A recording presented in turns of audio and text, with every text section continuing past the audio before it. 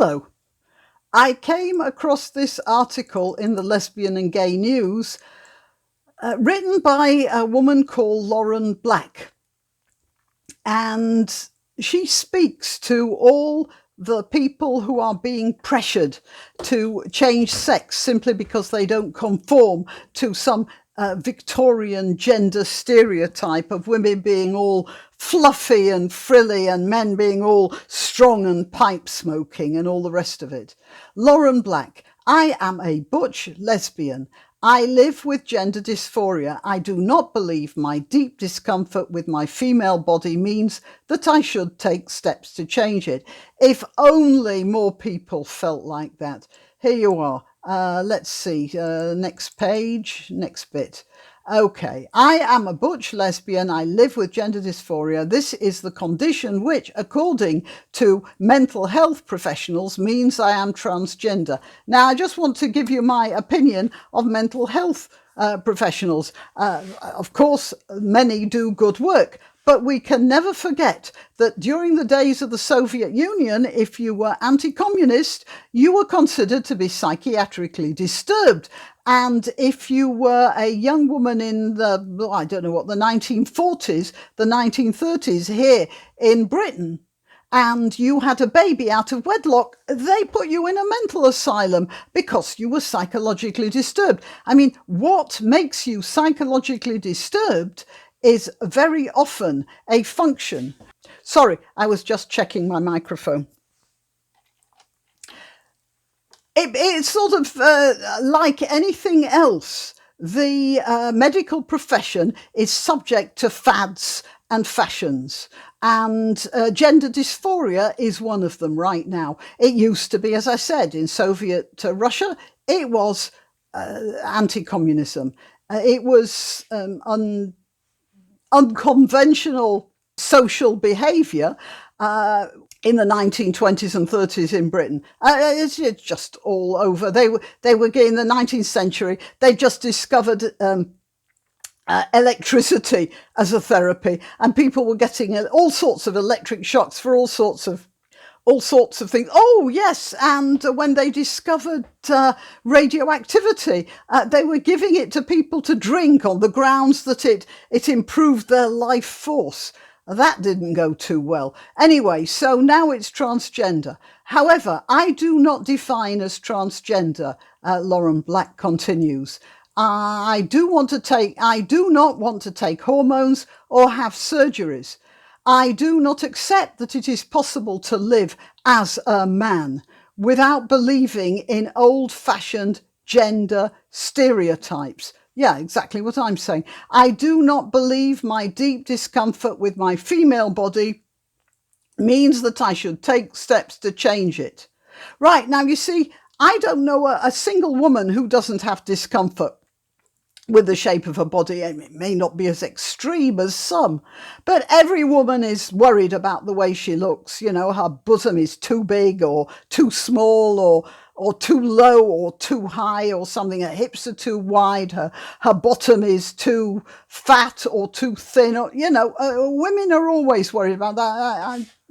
Men too have their problems. They worry about balding and their ears sticking out and all the rest of it. So everybody has problems with not coming up to what's considered at the time the fashionable shape or size or whatever. In many respects, she says, I live as a man, if you want to put it like that. I don't want to put it like that, which is part of the problem I face. But I work in a warehouse, I shop in the men's department, I have a wife and children who I work to support. That should be whom, but I'll leave that to one side. I am at ease in the company of men. My hobbies include turning wood and fixing things. Now, if I could click my fingers and be rid of my womb and my breasts and not face lifelong medication, which is what transgenderism is. It's a contract with a long-term, lifelong contract with the medical profession, whichever way you're going. I probably would. I have regularly felt like Lady Macbeth, unsex me here. She's actually doing She's not got it quite right there, because Lady Macbeth does say unsex me here, but she is actually still thinking in terms of staying a female. She wants to further her political ambitions, and she wants to be able to murder her way to doing so. So she says, she makes this prayer, unsex me here. How's it go? Unsex me here. Take my milk for gall, ye murdering ministers. So she still expects to have breasts. It's just that instead of milk, they're filled with gall. So it's not quite accurate either. So I am often misgendered. People call me lad or sir until they hear my voice. It bothers me not at all, nor should it.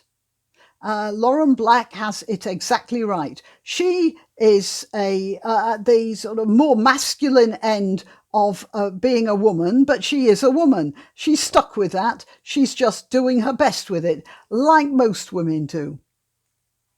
I meet the criteria set out in the DSM-5, whatever that is, for medical transition. That is, if I went to a gender clinic and told them how I feel and about my experiences, they would prescribe me testosterone and a double mastectomy. Can you think of anything more horrible than that? You know, all that cutting about, all those artificial hormones, pills you have to take for the rest of your life. It's terrible. I choose not to transition. Instead, I am learning to love the skin I'm in. Fine. You're a woman, you're butch. That's it. You don't have to pretend to be what you're not. Those struggles are not because my female body is wrong, but because my negative thinking around my body and my sexuality, which started in childhood, was not explored through therapy soon enough. Do you know, I'm not sure therapy would have done you much good, Miss Black. You know, you seem like an eminently sensible person. You have a particular problem which you are dealing with, and that's fine. I do not think it is in my interest to treat a condition that is in my head by making changes to my body. Psychiatry does not have a good history in this regard. Oh, Lauren Black, no homo. I'm falling in love with you already. I'm not hardline about transition. I support the right of adults to take what course of action they feel they need to take. However, I believe it is the responsibility of the medical establishment to explore options with individuals before going nuclear. And she is absolutely right. Let's see what else she has to say.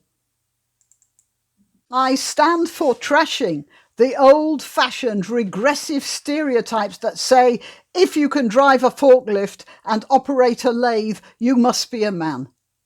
You know, and that is actually at the root of everything.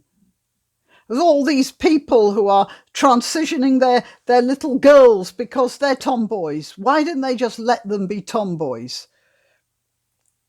No, I stand for a celebration of the amazing diversity that women are. And so I will put on my high-vis vest. Now this is quite funny, actually, because she says something earlier on. Hang on, where is it? Okay, so she says, my hobbies include turning wood and fixing things. Well, let's face it, I was the one who rewired the kitchen when the kitchen needed rewiring a few years ago. My husband, he'd have burnt the house down. So what does that make me a man? She says here, and I will put on my high-vis vest. I wear high-vis vests when I go riding, okay? And my steel toe caps, and I wear steel toe caps. When you're dealing with horses, it's very advisable to wear riding boots and Wellington boots, not necessarily at the same time, you understand, with steel toe caps, because when those guys stand on your feet, it can get pretty nasty, especially if they're wearing steel shoes themselves.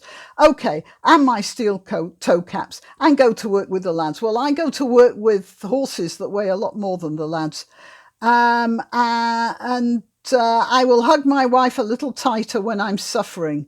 I will clad my female body with muscle and my female voice with chivalry, and I will know that this is who I am, and that is good enough. And Lauren Black, I agree with you 100%. Now, look at me, I just said, I wear high-vis vests, steel toe-cap shoes, hard hats, and I deal with horses that weigh, I don't know what, 20 times my weight, maybe more. And yet I am, just about the quintessential female shape and type and the life I live. Yeah. And she wears her high-vis vest and the steel toe caps, and she lives a different sort of life. It's not what you're wearing, it's who you are. And she is who she is. And I very much appreciate that. Lauren Black, more power to your elbow. Why not treat yourself or a favoured relative or friend to these magnificent examples of merch? The mugs and t-shirts come in the Graniopteryx design or Granbo with a firearm or the more deadly knitting needles. Go to www.graniopteryx.com and whatever platform you're watching this on, please click like, subscribe and share.